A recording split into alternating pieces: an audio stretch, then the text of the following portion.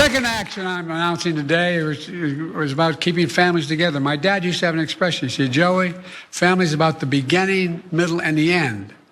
About keeping couples together who are married, where one spouse is a U.S. citizen, the other is undocumented. They've been living in the United States for at least 10 years.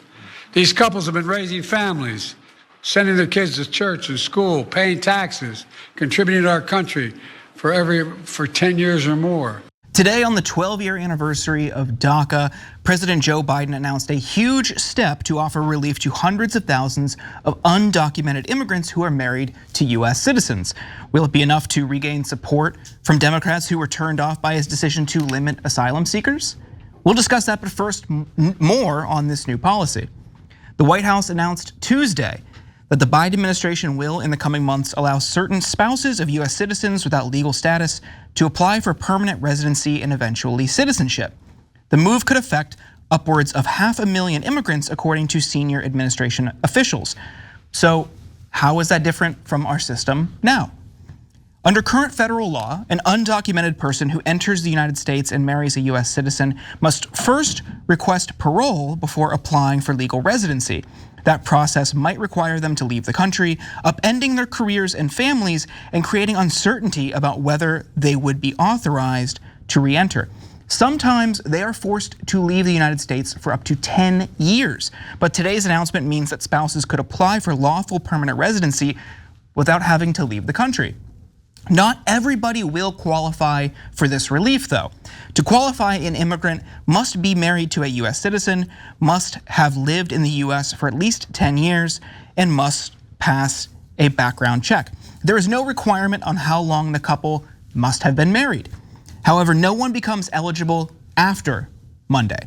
In other words, immigrants who reach that 10-year mark after Monday will not qualify for the program. If a qualifying immigrant's application is approved, he or she would have 3 years to apply for a green card and receive a temporary work permit and be shielded from deportation in the meantime. About 50,000 children with a parent who is married to a US citizen could also potentially qualify for this same process. The majority of immigrants expected to benefit from the program are Mexican nationals who have lived in the US for an average of 23 years. And that isn't the only change to immigration policy Biden's administration is making today. Biden will also announce new regulations that will allow certain DACA beneficiaries and other young immigrants to more easily qualify for long-established work visas. That would allow qualifying immigrants to have protection that is sturdier than the work permits offered by DACA, which is currently facing legal challenges and is no longer taking new applications. We have more, especially the right-wing response to this, but Cenk, in the face of lagging poll numbers, especially on immigration, will this be enough to save Biden? Thanks for watching. Our audience has helped build TYT into the media giant it is today.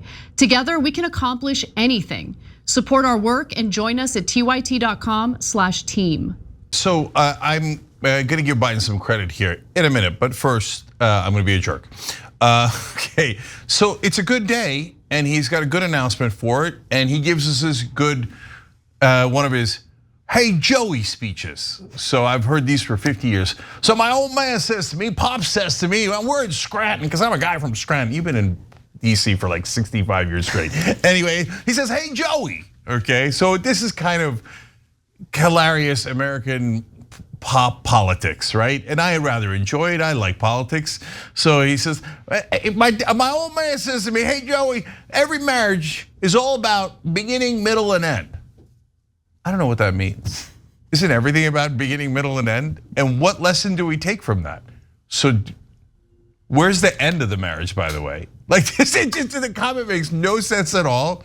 But hey, I'll folksy Joe Biden. But now the problem is with the age issue, it's a little bit of, "Hey Joey," you're like, oh Jesus Christ. How is this guy gonna have enough energy to like fight back and say, "Look at this thing I did for immigrants in this country, it's about damn time," right? Is that not gonna get it done? So I'm sorry, I know I'm the wet blanket. If you're a Democrat, you hate me, but we're gonna move on to giving him credit because we're actually fair and honest, right? We're not, which side, right? So in this case, boy, good law, good law. And so, well, of course, it's an executive decision because Congress is totally dysfunctional and this is the only thing that ever gets done. And there's nothing wrong with this as an executive decision. It's not an overstretch of his power or anything like that. And guys, what else do you want? Like right wingers, I get it, you hate immigrants. And don't pretend that it's only undocumented immigrants. For some of you, that's true. But for a lot of you, I've been in immigration debates and I get, how do you go back to your country, huh? This is my country. But you guys you hate immigrants, just keep it real. So if you don't, but hey, you could prove me wrong. Because if you don't hate immigrants, must be married to a US citizen. What are you gonna split up your US citizen and their spouse? That doesn't seem very family values. Must have lived in the US for at least 10 years. What do you want them to live here for 20 years, 80 years? Their whole life's gonna pass. 10 years is a long time. And must pass a background check. Okay, good, so they pass a background check. There's nothing wrong with them. They've been here 10 years, married 10 years, married to a US, I don't know what else you want from them. So I would argue this is the bare minimum, but I'll give Biden a ton of credit for doing it because he could have easily been scared by the Fox News attacks and go, oh no, I'll only do mean things to immigrants. And he's trying to balance it out because he did something that was anti-immigrant a couple of weeks ago under pressure. So he's trying to create balance. But you know what? I'd rather have balance than no balance. So definitely a great job here and appreciate it. And guys, if you give me great content and I think that he's functional, I'm mainly worried about him losing the election. But on things like this, even when I get super frustrated that he goes towards Trump's direction a couple of weeks ago, halfway towards Trump's direction is terrible, but way better than all the way towards Trump direction, right? So on non-Gaza issues, it's kind of a no-brainer. And this is one of those. Yeah, he's definitely trying to draw a contrast from Trump. Trump is promising the biggest deportation in US history if he gets elected. And that is horrifying. Nobody should want that. You should organize and fight back against it. But this is what Trump had to say on Truth Social about this announcement. This week, Biden is preparing to give mass amnesty to hundreds of thousands of illegal aliens. This is unsustainable and can't be allowed to continue. On day one, we will shut down the border and start deporting millions of Biden's illegal criminals. His campaign press secretary, Caroline Leavitt, also issued this statement. Biden only cares about one thing, power. And that's why he's giving mass amnesty and citizenship to hundreds of thousands of illegals who he knows will ultimately vote for him in the open border Democrat Party. But even once undocumented spouses get permanent residency, they're still not eligible to apply for US citizenship for another 3 years. Jesus. So how exactly would they vote for Biden in 5 months? They wouldn't, they're making it up. Here, spoiler alert. As my daughter would say, I spoiled the beans for you. The right wing's media is making it up. I know, you never saw it coming. Yeah, it's this great replacement conspiracy theory just manifesting in different forms. Whether it's they're gonna eliminate the white race, they're gonna take over your communities, to they're gonna steal the election. It's all BS, we know it's BS, but it's important to call it out. I just noticed, you're white. Yeah. Oh my God, you're gonna get replaced. I'm so sorry. Have you been here 10 years? It comes up a lot. Do you have an American spouse? I'm engaged, but yeah. Okay. They're not replacing white people. You know how many people you'd have to replace if they replace white people? A lot. Okay, about 200 million people. They're not doing that. Yeah. Earlier this month, Biden also passed an executive order severely restricting migrants seeking asylum at the southern border, which got him blowback from Democrats. And we know he's never going to please Republicans, but Cenk, do you think today's announcement will help Biden in the polls? So I just heard Hunter perk up, go, blowback? Okay, sorry, cheap shot. Okay, so is it gonna help? Well, now here's the sad news, guys. 53% of Latinos in a recent poll said they want undocumented immigrants deported.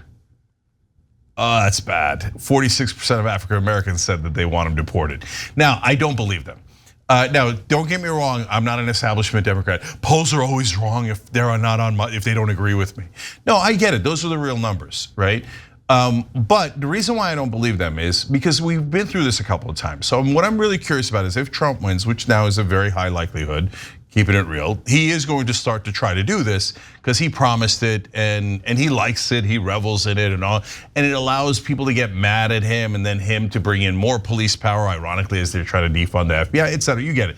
But what's gonna happen is the minute they start breaking up families, Republicans are, this is exactly what happened last time around, but this is on steroids now. Second time around, everything Trump did the first time, he's gonna do like 20-fold, right? And so once they start breaking up the families, I remember last time they're like, well, we didn't know you were gonna break up our family. This is a good Latino business owner in the middle of Indiana. He comes to our church. I didn't know you were gonna I thought you were gonna take out the evil, undocumented illegals who are everyone but Jose. Jose's our Jose. No way, Jose, you're not taking him.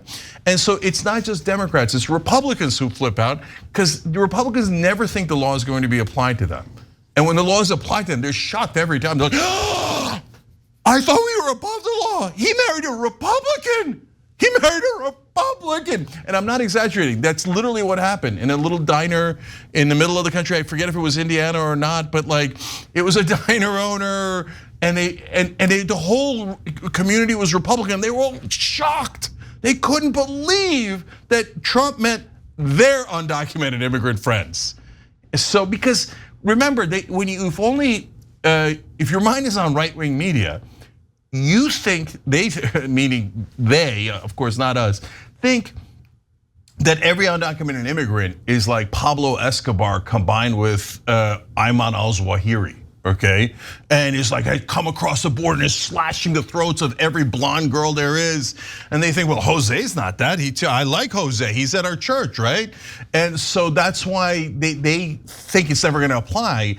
And if he really did this, I mean, we're talking about millions upon millions of families inside America, not just recently crossed, but might have come over 12 years ago, 24 years ago, 7 years ago, etc. And the Gestapo is gonna go in there and separate each one. But by then it'll be too late because Trump will have already won. But that is definitely what he's promising. And the amazing thing about Trump is he doesn't hide it.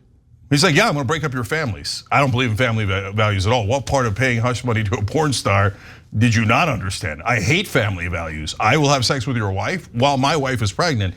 I don't believe in family. I've never read the Bible. So breaking up your families is Tuesday for me. I don't, and my voters seem to love how vicious I am. So I got nothing to lose. So understand that that is Trump and that is what you're gonna get if Trump wins. So, but for the moment being, until the election time, it's not polling well for us. I think that a lot of people make assumptions based on race and only race, and I think that is poor politics. In reality, people care about a lot of things that have nothing to do with their race or your assumptions about their race. So polling shows that for Latinos in America, they care more about jobs, economy, healthcare is a huge one for Latinos, etc. But the Democrats never want to do any of that because of their corporate donors. So they're like, oh, but we are for brown people. You must now vote for us. Oh, by the way, if you don't, we will shame you. Not the best strategy, but this is good. This is good. Credit where credit is due. So at least Biden's going in the right direction. One last thing that they're getting rid of here, if this all works, is you had to go back to your home country and then apply there and then come. And that terrorized people because you don't know how long it's gonna take. And some of these people barely ever lived in their home countries. So you go to the Philippines, you never lived in the Philippines, maybe you came over when you were 2, and what if it takes 2.5 years? But you got a life back in America. You don't have a life in Philippines. You might not speak the local language. And then what if Trump wins in the meanwhile? And then he cancels everything, and then you can't ever come back, and you're never gonna see your wife or your husband again, or maybe even your kids. So that whole having to go back home and then come, that was terrible and terrorizing, and I'm glad he's taking it away. So attaboy Joe Biden. If he did stuff like this, and even if he mumbled and he was a bad candidate, but he did all the right policies, then we're happy to support him. So today's a good day. I don't know if you were talking about the same instance, but there was a story out of my hometown, Youngstown, Ohio, where a deli owner who had been married for, I think 15, 20 years, Trump deported him because they said his marriage wasn't legal, his marriage wasn't authentic or genuine, his first marriage. And this is a guy with a wife and kids and a small business, contributing member to society. That was a deli that my friends and I would frequently go to late at night while we were in college in Youngstown. It was just a nice Arab American market with falafel and gyro and a bunch of other stuff. It was awesome. And then Trump just sends him to Jordan. No real connection there to the area, had been in the United States for decades. It makes no sense, but the cruelty was the point with Trump's immigration policy. And even with Biden shutting down asylum, think about who he's hurting in that situation. These are more often than not women and children coming here, fleeing violence, fleeing persecution, looking for refuge in this country, looking for safety in this country. And what do we do when we meet them here? If they can even get in, if in another circumstance where we haven't closed the border and we haven't turned away asylum seekers, they put them in family detention centers. It doesn't matter what party. Obama was doing it, Trump was doing it, Biden was doing it. They go into basically jails where you have moms and kids in jail cells where sometimes they don't even get due process. Sometimes lawyers representing them to help them prepare for their credible fear interviews don't even get access to help them prepare for these things. It's an extrajudicial process that violates international law and ultimately boils down to something extremely cruel and antithetical to what it means to be an American and what this country should, I think, stand for. Yeah, so I looked it up because I'm like, Ohio, Indiana, diner, deli. I was probably thinking of that one. Yeah. No. Really? Because I was like, no, because I'm pretty sure the guy that I was talking about was Latino, not Arab. Oh. And it turns out, yeah, Indiana, diner, Latino. So similar fact pattern. Yeah. The wife is shocked. They say, he hadn't committed any crimes. He didn't even have a parking ticket. From everyone's accounts, he's probably one of the most lovable guys you'll ever meet. He's a loving husband and father, and he put a lot of work into his restaurant. That's actually his attorney, to be fair. But like the whole community, if you read the whole CNN article, like, how could this happen? They all voted for Trump. That's how it happened. Mystery explained, not that complicated. Yeah. Okay. I mean, same situation in Ohio. That's an area that looked to him because he was an outsider. He was willing to stand up to Hillary on the TPP, things like that, and it went red, and that was the consequence. One of many consequences. Yep. Thanks for watching The Young Turks. Really appreciate it. Another way to show support is through YouTube memberships. You'll get to interact with us more. There's live chat emojis, badges. You've got emojis of me, Anna, John, JR. So those are super fun. But you also get playback of our exclusive member-only shows and specials right after they air. So all of that, all you gotta do is click that join button right underneath the video. Thank you.